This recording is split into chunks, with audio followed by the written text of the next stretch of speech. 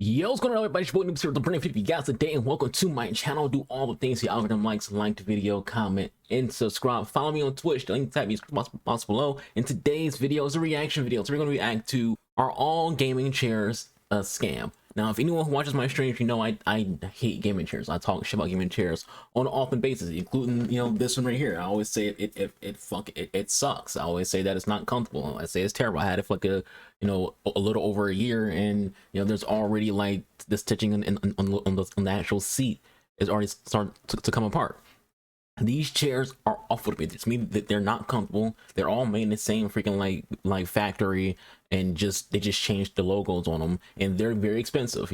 Even like the ones like this one that you can find pretty easily are pretty costly for a chair, and they suck. Even the ones that you see from like Razer are pretty bad chairs as well. But not all gaming chairs are bad. There are some like ones that Mavics have, or Mavic, I forgot what their company's called, but they have like these mesh gaming chairs, and I always say mesh is probably the best way to go when it comes to gaming chairs. Those and office chairs. To me, office chairs and anything mesh is usually always better than a gaming chair, because think about how much you want more comfort. Your comfort is only based on like your posture and your body. And your spine isn't straight. Your spine has a little bit of a curve to it. So these little straight chairs are not going to be good for your spine when you sit in these chairs for a long period of time. And while other chairs, like office chairs, tend to have a bit of curvature down towards the back of your spine, so you get some comfort. And then these little pillows, these things are shit. Like, they're shit. So they don't give you any neck support. They don't give you any lumbar support. They're just there for aesthetics. So let's watch this video from the Score Esports. Are all gaming chairs a scam?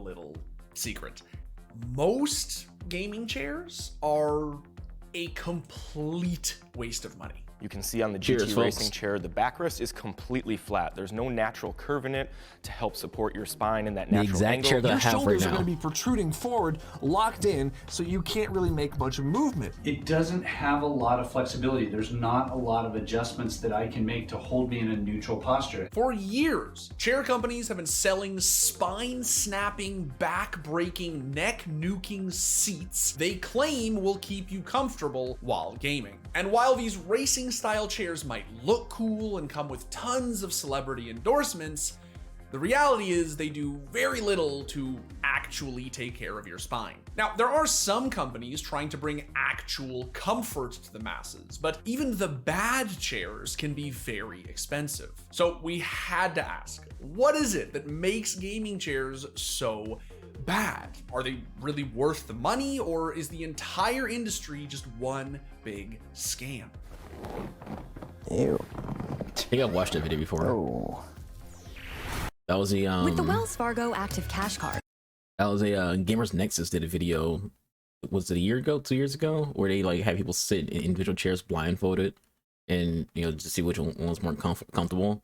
And almost everyone, I think literally everyone chose like the office chairs over the gaming chairs in terms of comfort. Yeah, like even when it comes to like the newer chairs, like a lot of the newer chairs, like they have more padding, they still have the exact same problem of the size and the build of just being a straight freaking like back with nothing that you like a real lumbar support, things like that. And these just they're more of aesthetic. Gaming chairs are an aesthetic. They look nice. People take you more serious as a gamer when you have something that looks like but they're modeled after race car seats, and race car seats aren't made for comfort. They're made for safety. So it's like this doesn't this isn't for this style isn't for freaking comfort. Does it look cool? Sure, it I guess maybe, but outside of that, it's kind of just a chair. You kind of want a chair you're sitting in for 4 to 10 plus hours, if depending on how much of a gamer you are. You could be sitting in the chair for freaking 15 hours on any given situation when it comes to your gaming session, and you're just like in a bad chair that's not comfortable. Like I said in my stream, there's a reason why gamers all have bad backs. Fucking chairs. So for nearly 2 decades, the gaming industry has been dominated by so-called racing style chairs. Gaming chair companies have sponsored some of the biggest teams, players, and streamers in esports, but their chairs weren't originally designed for gamers. No, these chairs were designed to keep race car drivers stable in their cockpits, because when you're driving at hundreds of kilometers per hour, the ride can get a little bumpy. will not finish. The bucket seat design is intended to hug your thighs so you don't move around too much while driving, and the top of the chair pushes into your shoulders as you reach out and grip the steering wheel. It's pretty obvious that these chairs were designed for a very specific purpose. So how is it that they ended up underneath a bunch of sweaty nerds? Who's the first Well, jackass throughout if we the can get mid to this? late 2000s, the US car industry was in a rough spot. Oil prices were rising and sales plummeted for luxury cars and larger vehicles with poor fuel efficiency. These were tough times for car manufacturers, but they also sucked for those who made parts for those cars. This situation put luxury car seat company DX Racer in a bad spot. So in an effort to find a new way to make money, they added wheels to their chairs and marketed them to gamers. Gaming isn't a game, it's a tool. And who knows how marketing works for video games? Just put the word gaming or pro on it, and instantly it's going to sell like hotcakes, because just naming it is also kind of a scam itself as well. Just like with things like RGB, people, they will give you something that's basically the exact same thing as something that's already out, and then put the word gaming on it, and they'll price it up for another $20 extra and lie to you about why you should get it. But it just says gaming on it, but it's literally the exact same thing as the previous version. Same thing was like RGB was like, it's the same thing as this other thing, but now it has RGB on it, so we're going to charge you an extra $40 because RGB is gaming. I think J Susan had a view about that when it comes to like the whole marketing things up because of RGB and just putting the word gaming on it. It's problem solver, it's creativity in overdrive.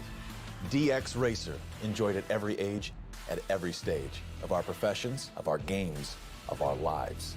We know how the game is played. We play it every day, in style, with attitude and intensity. That's why we're here. That's our mission. But like FOMO also plays a role in gaming chairs. How you play the game. Over the past 15 plus years, with some help from off-brand Bradley Cooper, DX Racer have dominated the gaming space. For a long time, their chairs were being used at nearly every single esports event, with streamers and content creators all over the world repping their products. And what happens when content creators are using a product? People who aren't content creators will buy it. They'll be like, oh, my favorite streamer uses this chair. My favorite streamer uses this microphone. My favorite streamer uses this keyboard. They'll start buying because if your content creator, if your pro team is using it, if your pro team has a Secret Lab sponsorship, so they want a Secret Lab chair, you know, like that doesn't happen with me because I myself am a content creator, so I don't like look at other content creators and I'm like, ooh, Intero has, you know, the Shure SM7B microphone, I should get that too. My Quadcast sounds just fine. I don't need the Shure SM7B that costs, you know, $300 fucking dollars, you know. So but there are people out there who are getting into content creation who are like, every streamer has their Shure SM7B, maybe I should get it. It's like, but they already have money. They're already making a lot of money off streaming. They're making money from other things, and you don't have the same kind of like, you know, standard of living that they do. So spending that money on that and the microphone isn't the best monetary decision. Same comes with like chairs. You might see a Secret Labs chair and be like, ooh, Pingu has a Secret Labs chair, and that Secret Labs chair costs $300, and it's like, first off, gaming chairs suck. Second off, you can get a decent office chair for under freaking $100. Just get that instead. DX Racer got so big that they naturally inspired competition. Over the years, more companies like them cropped up, with their own gamer-oriented racing seats on offer. You couldn't get away from them if you wanted to.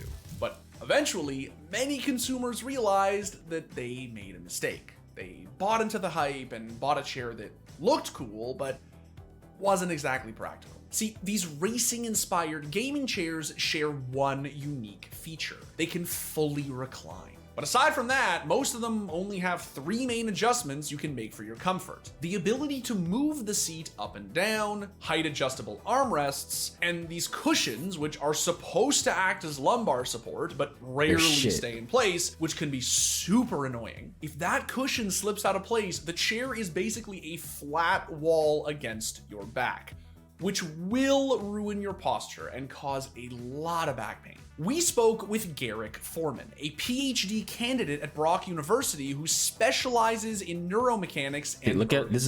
This is a basic ass office chair. Keyword here is basic. This will probably cost you like anywhere between $50 and $70 on Office Max or freaking Amazon. This is literally just the basics. A chair you see at a 9 to 5 job where someone sits on their ass for 8 hours a day. Look at the curvature though. Look how it's built. It's kind of it starts to curve right here. Like, see where her spine is? Where your spine would be is where that curvature is happening, because your spine naturally curves on the inward towards the bottom of your back. So like it actually has a build for your back. Whereas like these chairs, as I said, they're mostly just straight. The only curve is like up here, and then like these little things right here that have speakers on the freaking back of them. So like they're not designed for comfort. Whereas like these basic ass office chairs are. To see just how much this can impact your long-term health. Here's what he had to say. When we sit, we start to go into spinal flexion in the lumbars. And our lumbars are built to sustain pretty heavy loads and be fairly mobile.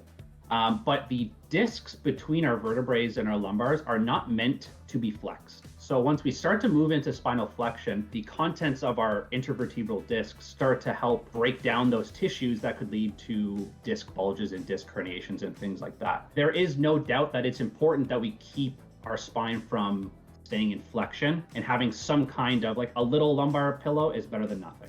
But one of the biggest gripes that everyone has with racing style seats is that the leather or pleather materials that they use often produce a lot of heat, especially during those long gaming sessions. And if your job revolves around you sitting on your butt for most of the day, then some of these chairs can get pretty uncomfortable. Don't get me wrong, those racing chairs are really comfy. They're really well padded and you can sit in them for hours, but then once you get up, it's just like, oh, I can feel like in my back all these sore spots of just like where it's not supporting. Here's the note about that comment. So basically, his last sentence right there contradicts what he said. He said they're comfy, and then he said when he gets up, he has pain. That means it's not comfortable. Like if you sit somewhere long enough, yeah, you're gonna like adapt to it. You're gonna be like, okay, this is good enough. You're playing video games and time's passing by, hours are passing by, and then you forget that you're sitting in a shitty chair. But you get up, you're like, all right, my ass is kind of hot. Got a little bit of thigh sweat. My back is in a little bit of pain. And that's how it happens. And that's basically what he's giving freaking say before I press play. Nice finger shirt. It's Storm's in the background. He's going to say that when he gets out of his gaming chair, it's his back hurt. But I'll also say the chair he's sitting in is probably a better build quality than this. So he might have a more comfortable chair than the basic racing chair.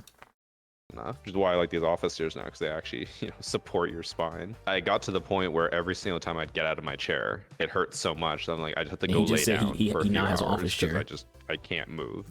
Racing chairs, they're just kind of like uncomfortable to sit in for a while. At least in my experience, like they're kind of like, it's kind of like a hard material.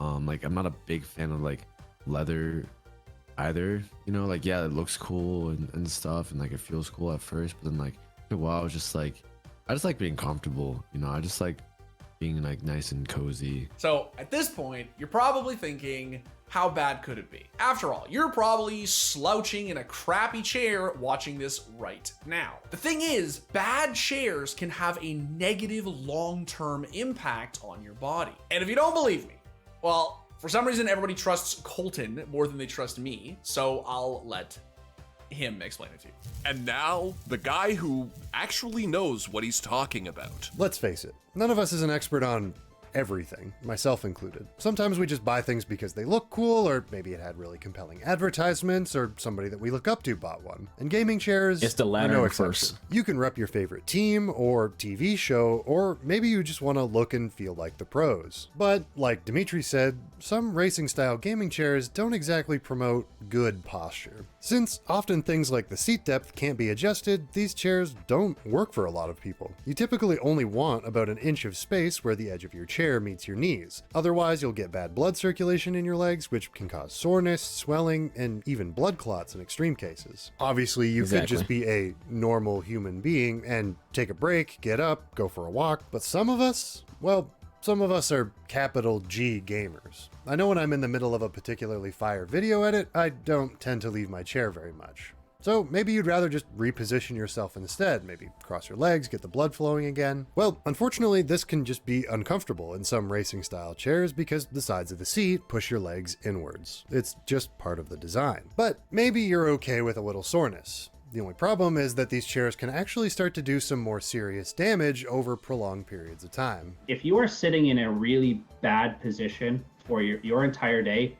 it's not a question of if, it's a question of when you're going to get injured or be in pain. It's easy when you get into a rhythm doing something, either an assignment, a project, a paper, or playing games for a long period of time. You don't think to get up and loosen up and give your muscles some relaxation. If you play for hours and hours and hours, those muscles that are being strained from your bad posture, they get no relief, which means that their ability to withstand forces and prevent injuries goes down. Now, some gamer-focused chair brands have become much more cognizant of these issues and have pivoted to making their chairs much more ergonomic. Secret Lab, for example, ditched those awful lumbar cushions and replaced them with a system that's built directly into the chair, so you can actually adjust the height and depth of the support against your spine. But unfortunately, they must have added that right after I bought mine. Ultimately, the most ergonomic chair is the one that fits you best. And in that regard, just remember, not all thrones are a perfect fit for you kings and queens out there. And that was the guy who actually knows. So while racing style chairs have improved over the years, they're still not perfect. However, while the endemic gaming brands struggle to become more ergonomic, another company has become the gold standard, Herman Miller. They're best known for making some of the most comfortable and beloved office chairs in the world. And when they found out that gamers were already using their chairs, they saw an opportunity to create a product specifically oriented around gaming. The community pulled us into the space. The community was asking for this. The community was already using our product before we ever entered into the gaming space. And when you start to understand, especially in the competitive side, what they were ultimately looking for, they were looking for a product that was. Sorry, I'm a G2 fan. They were being forced to sit on a stage, and these were the elite level gamers in a product that didn't even adjust properly to fit their. Yo, this is like, this video is more recent, but this is an old clip. This is Evil Genius's North American freaking team, which has been gone for like years. Evil Geniuses, after they lost a G2 in the 6 Invitationals, they kind of, I think it was G2's first year or Penta's last year before Penta became G2. Like, this is Troy Canadian was the one in the middle who you saw, and you know, Evil Geniuses lost. Yeah, I'm actually thinking of replacing this and getting like an actual office chair, and I'll have this like as like a backup chair, because I have like 2 desks. I have like my actual gaming desk. I have like a separate desk for like my art and like another monitor that I have. So probably like have this as like a backup chair, so I'm gonna have guests that can sit in it and watch me do shit while I'm actually my comfortable office chair. Office chairs is better. Like, even because like Herman Miller, like I'm well aware of Herman Miller, because every time I watch people who are aware of chairs, they always have Herman Miller. It can get pretty pricey though, and that's kind of like the thing when it comes to any situation is barrier of entry is always gonna be the price. Unique body types, which you see nowhere else in any traditional sport. It would be like showing up to a professional track and field meet and making every runner run in a size 8 shoe. Herman Miller and Logitech partnered to create a new version of the Embody gaming chair, which they claim solves most of the issues that plagued the competition for over a decade. To solve the heat problem, the Embody uses copper-infused foam to regulate body temperature. And for your back, Herman Miller's design helps your spine rest in a more natural S-shaped curve. No more straight-backed leather walls making you sore and sweaty. If you're watching this, you probably already know that Herman Miller chairs are the gold standard. You probably also don't own one, because boy, are they expensive. The Embody is over $1,500, and an Aeron is going to run you over $1,700. These are premium products, and they're priced accordingly. And while you can find refurbished classic Aerons all over the place, they're still surprisingly expensive. Most people just don't have that kind of money to spend on a chair. But that doesn't mean that your back is screwed. Companies like Steelcase, Hayworth, and Autonomous have solid ergo office chairs that are sometimes cheaper. Hell, you could probably pick up a simple Amazon Basics office chair and still find something that's better for your back than a racing chair. Who told y'all that? Who told y'all you can just go to Amazon and get a freaking cheap ass freaking chair from Amazon, and that's better than this and cheaper? Like, I've been on there. I've seen chairs on Amazon that ranges from $50 to $100 that are better than this that costs over $100. Just get your office chair. and for only about $100. It might not be a fancy chair, but it'll treat your spine a hell of a lot better than some of the more expensive it ain't pretty options. But no matter how much money you spend, there is still a chance that a chair could feel comfortable for one person, but not another. Just like your mouse, keyboard, or monitor, finding the right chair can be difficult. There's no one-size-fits-all option that applies to everyone. And that's something that even Herman Miller can admit. I think customers are smart enough nowadays where they realize what's going on. What you're seeing today is simply product placement on the stage, which is the model that the current industry operates under. The model that we actually are pushing right now within publishers is that every player can choose what chair they bring on stage. Today, they choose their mouse and their keyboard. That is not dictated by a brand. I believe the right path forward is not a Herman Miller only path forward, but it is the right chair for the player. Gamers have come a long way from people sitting on. For those who don't watch esports, a lot of the keyboard mouse player those all belong to players. But when it comes to the headphones, when it comes to the monitors, when it comes to their chairs, those are whoever's sponsoring the event belongs to. Now when it comes to headphones, this is a little different. Some esports you just have what they provide you, but other esports you actually use your IEMs. You can bring any kind of IEMs you want to an esport, and you can wear these. And then what they do is they'll put sound eliminating headphones over the IEMs, which serves the purpose of preventing the players being able to hear the announcers calling things out in the crowd noise. So they eliminate crowd noise and eliminate being able to hear what the announcers are saying, what the casters are saying, with those earmuffs. So like if you watch like R6, you will usually see IEMs underneath headphones, because they use IEMs for the actual game and using the headphones for noise cancellation from the audience and the casters. But other brands, you might not even see IEMs at all. You might just see just the headset, and it's usually just ESL on the side or Blast on the side, like just something that they're providing. And the chairs is usually whoever's like the sponsor for that game or for that event. So it could be Secret Labs, it could be whoever. And what he's saying is it shouldn't be that. They should just bring whatever chair they want, or at least tell the org that they're in this is the chair that I prefer, so the org can have those chairs set up whenever they get in their play. The only downside to that is time. What that would mean is every time a player is getting ready to play some games, then people have to come in here and change 5 chairs every single time that they go out there. Whereas like when it comes to keyboard mouses, the players bring those themselves. So they come in with their backpack, they sit in the chairs, they pull out the keyboard mouse out of their backpack and put it on there. It's them doing that, not staff having to change out 5 chairs individually on one team, they're doing the same thing for another team. Dining chairs and, the floor. But there's definitely still some work to be done. However, there is no doubt that the industry is moving in the right direction. So long as you're not buying a straight-backed bucket seat with no lumbar support, you're not getting scammed. And hopefully soon, everyone will be able to find a chair that is both affordable and right for them. All right. Good video. Leave it a like, as always, which y'all should. I said every time I do a video like these, always go to my description box, click on the link, it'll take you to the original video, watch the original video, show the original video some love. Like the guy says, buy an office chair. And if you can't get office chair right now, then do what I say in my stream, take breaks. Every hour or every 2 hours, I'll take breaks where I go walk around the house and do some stretches, things like that. So it's like just a way to like let my legs, breathe and move around, my back get a break from these shitty ass chairs. You should be doing the same thing. Don't just sit the entire time, for 6 hours or 4 hours or 8 hours or how long you're playing games, how long you're doing your streams. Move around, take a 3-minute break to go do stuff, and don't be afraid to do that. A lot of content creators, especially smaller content creators like myself, are afraid to like leave their stream, on BRB for like 3 minutes. Josh Strife Hayes, he takes like very long breaks, like he'd be like 10-minute breaks. And then he pull like a screen up where it's like just a loading bar for a few minutes. BK Crystal also takes breaks pretty often. Don't be afraid to take breaks. If anyone's gonna leave your stream because you took a 3-minute break, then sucks. That's them for like not caring about your health, because it's like a health thing more than anything else. It's not like you're being lazy and like I'm gonna go freaking fuck off a bit. Like no, you're trying to promote your health.